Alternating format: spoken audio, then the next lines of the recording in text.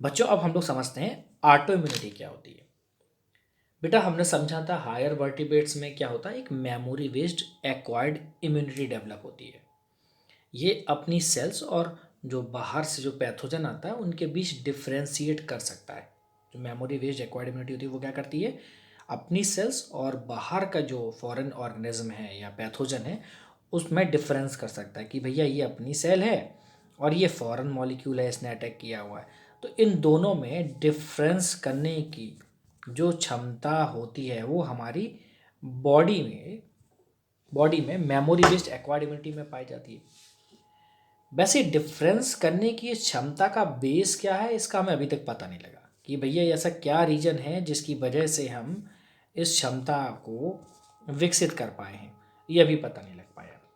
ठीक है, फिर भी इसके बारे में दो थ्योरीज को आपको समझना होगा, जैसे टू कोरोलरीज कहते हैं। ठीक है, ये टू कोरोलरीज क्या होती है इनको समझना होगा। पहला है हायर वर्टिब्रेट्स फॉरेन मॉलिक्यूल या फॉरेन ऑर्गेनिज्म को भी पहचान सकता है। जो हायर वर्टिब्रेट्स होते हैं ना वो फॉरेन मॉलिक्यूल और फॉरेन ऑर्गेनिज्म को भी पहचान सकते हैं। अधिकतर एक्सपेरिमेंटल इम्यूनोलॉजी इसी एक्सपेक्ट को डील करती है। ठीक है, तो एक्सपेरिमेंटल इम्यूनोलॉजी किसको डील करती है, इसी एक्सपेक्ट्स को कैसे वो पहचान सकते हैं। लेकिन कभी कभी जेनेटिक्स या किसी अननोन रीजन के कारण, ठीक है, कभी कभी जेनेटिक्स या किसी अननोन रीजन के कारण बॉडी खुद ही अपनी सेल्स पर अटैक कर देती है, जिससे हमारी बॉडी खुद ही डैमेज होने लगती है। ठीक है, इसे हम ऑटो इम्यून डिजीज कहते हैं। तो ऑटो इम्यून डिजीज समझ गए। ऑटो इम्यून डिजीज वो है जिसमें हमारी बॉडी ही खुद की सेल्स पर अटैक कर देती है। ठीक है, जैसे आपने एक बीमारी का नाम सुना होगा, रूमेटॉइड अर्थराइटिस। रूमेटॉइड अर्थराइटिस में यही होता है।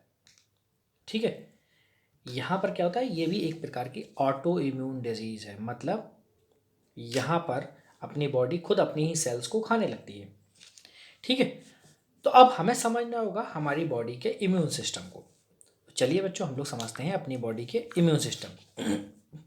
जब हम अपनी बॉडी के इम्यून सिस्टम को समझने की बात कर रहे हैं तो कुछ चीज़ें समझिए कि ह्यूमन इम्यून सिस्टम में लिम्फॉइड ऑर्गन्स, टिश्यूज, सेल और कुछ सॉल्युबल मॉलिक्यूल होते हैं। क्या होते हैं, जो ह्यूमन इम्यून सिस्टम है उसमें कुछ लिम्फॉइड ऑर्गन होते हैं, टिश्यूज होते हैं, कुछ सेल्स होती हैं और सॉल्युबल मॉलिक्यूल्स होते हैं। वो मॉलिक्यूल्स लाइक एंटीबॉडीज है ना, जैसे एंटीबॉडीज। अब हम पढ़ चुके हैं कि इम्यून सिस्टम इस सेंस में यूनिक है कि यह फॉरेन एंटीजेंस को पहचान लेता है, जो बाहरी एंटीजेंस आते हैं उनको पहचान लेता है और इनके अगेंस्ट रिस्पॉन्स शो करता है। मतलब इन्हें याद रहता है, ये मेमोरी बेस्ड है। ठीक है, अब जब ये मेमोरी बेस्ड है तो क्या होगा, तो ये इम्यून सिस्टम क्या करता है, allergic reaction, auto immune disease और ऑर्गेनिक ट्रांसप्लांटेशन में इंपॉर्टेंट रोल प्ले करता है। तो ये इंपॉर्टेंट रोल कैसे पड़ता है, एलर्जिक रिएक्शन में, ऑटो इम्यून डिजीज में और ऑर्गन ट्रांसप्लांटेशन में बड़ा इंपॉर्टेंट रोल प्ले करता है। इसी में एक ऑर्गन होता है, हमने पढ़ा होगा, आपने भी पढ़ा होगा, लिम्फॉइड ऑर्गन। ये लिम्फॉइड ऑर्गन क्या है, ठीक है, ये ही वो ऑर्गन है जिसमें लिम्फोसाइट की ऑरिजिन, उसका मैचुरेशन और प्रोलिफरेशन होता है। ठीक है, तो लिम्फॉइड ऑर्गन क्या है, ये वो ऑर्गन है जिसमें इनका ऑरिजिन, मैचुरेशन और प्रोलिफरेशन होता है, किसका, लिम्फोसाइट का। ठीक है, तो प्राइमरी लिम्फॉइड ऑर्गन कौन से हैं, bone marrow. Primary lymphoid organ कौन से हैं, बोन मैरो है पहला तो, ठीक है, और दूसरा है थाइमस। थाइमस प्राइमरी लिम्फॉइड, याद रखिएगा ऑर्गन कौन कौन से हैं, बोन मैरो और थाइमस।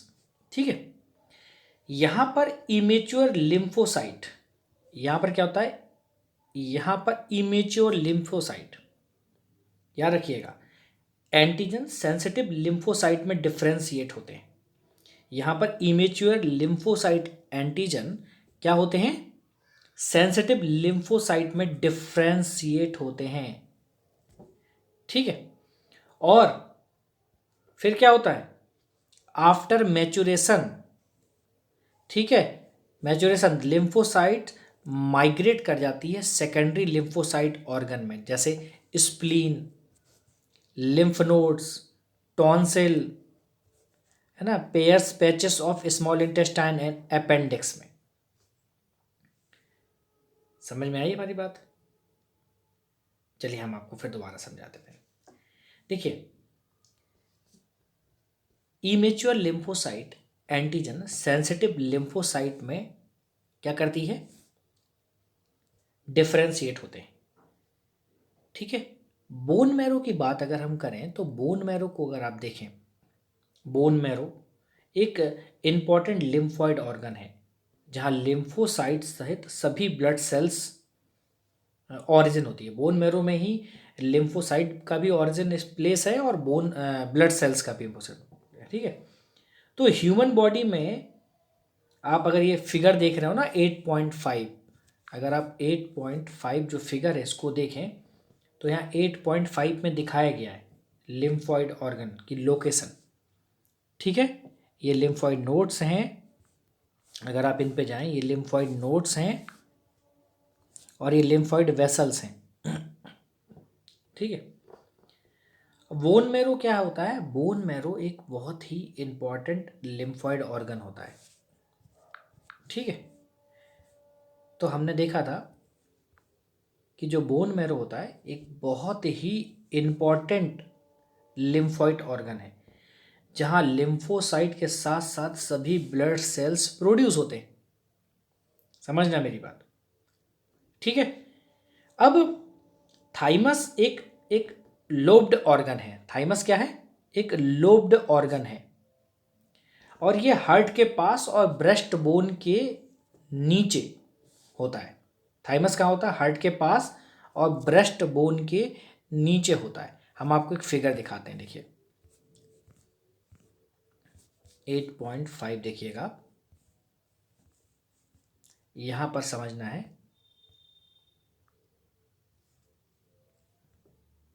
ये दिस इज थाइमस। अगर इसको ध्यान से देखा जाए, ये थाइमस, तो थाइमस कहाँ है? ये हार्ट के पास है ना, हार्ट के पास है और ब्रेस्ट बोन के नीचे है। और ये ब्रेस्ट बोन है ना जो, उसके नीचे स्थित है। तो हार्ट के पास है, ब्रेस्ट बोन के नीचे। बर्थ के समय जब ह्यूमन की बर्थ होती है उस समय जो ये थाइमस होता है काफ़ी बड़ा होता है ना। एक मिनट, बर्थ के समय पर आप देखेंगे तो ये जो थाइमस होता है ना ये काफ़ी बड़ा होता है, ये काफ़ी बड़ा स्ट्रक्चर होता है। तो अब अगर एज के साथ ये आकार में घटता जाता है, ठीक है, तो देखिए क्वाइट लार्ज होता है at the time of birth but keep reducing in size with age. लेकिन एज के साथ ये घटता जाता है और प्यूबर्टी आने पर ये बहुत छोटा हो जाता है, बहुत छोटा होता है। अब बोन मैरो और थाइमस की अगर बात करें, बोन मैरो और थाइमस दोनों ही टी लिम्फोसाइट के डेवलपमेंट और मैच्योरेशन के लिए माइक्रो एनवायरमेंटल प्रोवाइड करते हैं। समझिएगा, बहुत इंपॉर्टेंट चीज है। बोन मैरो और थाइमस दोनों ही टी लिम्फोसाइट के डेवलपमेंट के लिए और उसके मैच्योरेशन के लिए क्या करते हैं? माइक्रो एनवायरमेंट प्रोवाइड करते हैं। कुछ सेकेंडरी लिम्फॉइड ऑर्गन होते हैं जैसे स्प्लीन, मैंने आपको बताया था, spleen, lymph node, tonsil, small intestine के पेयर्स पैचेस और अपेंडिक्स। ठीक है, अब सेकेंडरी लिम्फोसाइट ऑर्गन क्या होते हैं? ये ऐसे प्लेसेस हैं जहां लिम्फोसाइट का एंटीजेंस के साथ आपसी इंटरएक्शन होता है जो बाद में प्रोलिफरेट करके इफेक्टिव सेल्स बन जाती हैं।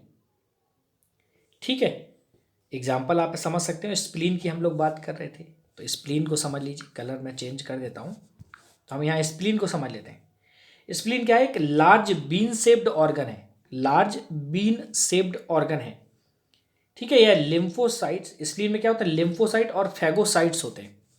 ठीक है, इसमें क्या होता है? स्प्लीन में मोस्टली लिम्फोसाइट और फेगोसाइट्स होते हैं। ठीक है, अब यह ब्लड बॉर्न माइक्रो ऑर्गेनिज्म को फंसाकर यहाँ पर क्या करते हैं, ब्लड बॉर्न माइक्रो ऑर्गेनिज्म को फंसा कर फिल्टर कर देते हैं यहाँ पर। तो यह एरिथ्रोसाइट का एक बड़ा रिजर्वोयर है, मतलब बहुत बड़ा भंडार है यहाँ पर एरिथ्रोसाइट का। ठीक है, तो एरिथ्रोसाइट की सबसे ज़्यादा मात्रा कहाँ पर होती है, स्प्लीन में होती है। तो स्प्लीन क्या है, लार्ज रिजर्वोयर ऑफ एरिथ्रोसाइट्स। ठीक है, अब हम लोग लिम्फ नोड की बात कर लेते हैं। जब बात कर ही रहे हैं तो लिम्फ नोड को भी देख लेते हैं। देखिए लिम्फ नोड क्या होते हैं। लिम्फ नोड एक छोटे छोटे स्मॉल सॉलिड स्ट्रक्चर हैं जो लिम्फेटिक सिस्टम में कई अलग अलग स्थानों पर मिलते हैं। माइक्रो ऑर्गेनिज्म या दूसरे एंटीजन, माइक्रो ऑर्गेनिज्म या फिर दूसरे ऑर्गेनिज्म, ठीक है, जब जब लिम्फ और टिश्यू फ्लूइड में आ जाते हैं, ठीक, कहाँ जाते हैं, जब ये लिम्फ या फिर टिश्यू फ्लूइड में आ जाते हैं, जब ये लिम्फ और टिश्यू फ्लूइड में आ जाते हैं तो क्या होता है भैया, तो ये लिम्फ नोड्स उन्हें ट्रैप कर लेती है। ठीक है, तो लिम्फ नोड में ट्रैप मतलब फंसे हुए एंटीजन वहां पर प्रेजेंट लिम्फोसाइट को एक्टिवेट करके इम्यून रिस्पॉन्स प्रोड्यूस करते हैं। ठीक है, क्या करते हैं, इम्यून रिस्पॉन्स प्रोड्यूस करते हैं। ठीक है, अब जैसे देखो आपने यहां पर लिखा है म्यूकोसा एसोसिएटेड लिम्फोइड टिश्यू, जिसे माल्ट कहते हैं।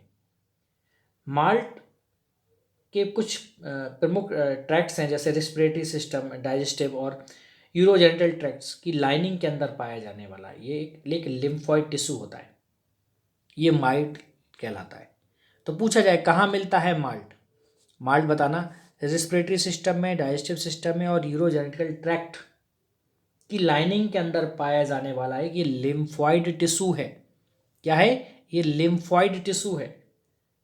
ठीक है, यह ह्यूमन में लिम्फोइड टिश्यू का लगभग 50% भाग, ह्यूमन में लिम्फोइड टिश्यू का ये लगभग माल्ट जो है ना वो 50% पार्ट है। तो आपको यहाँ पर माल्ट याद रखना है, लिम्फ नोड याद रखना है, स्प्लीन याद रखना है, सेकेंडरी लिम्फोइड ऑर्गन याद रखना है। सेकेंडरी लिम्फोइड ऑर्गन के अलावा आपको बोन मैरो और थाइमस मतलब प्राइमरी लिम्फोइड ऑर्गन याद रखना है। ठीक है, और ऑटो इम्यूनिटी की हमने बात की यहाँ पर। तो इतनी सारी चीज़ें आपको यहाँ पर याद रखना है। अब हम लोग एक एक्वायर्ड इम्यूनो डिफिशियंसी सिंड्रोम जिसे एड्स कहते हैं, हम उसको देखते हैं। ठीक है।